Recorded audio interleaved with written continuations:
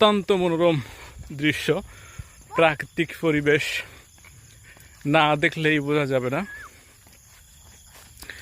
আর ও যে দূরে দেখতে পাচ্ছেন, দূরে এটি হচ্ছে মেঘালয়, আসাম, ত্রিপুরা, ভারতের রাজ্য।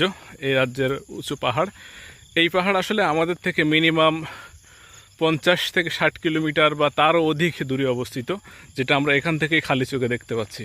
বন্ধুরা, আমরা আজকে এসেছি সিলেটের ঐতিহ্যবাহী সিলেটের দুটি পাতা একটি কুড়ি দেশ, চায়ের দেশ সিলেট পণ্যভূমি, সিলেটের চা বাগান ভ্রমণে, কমলার বাগান ভ্রমণে এসেছি।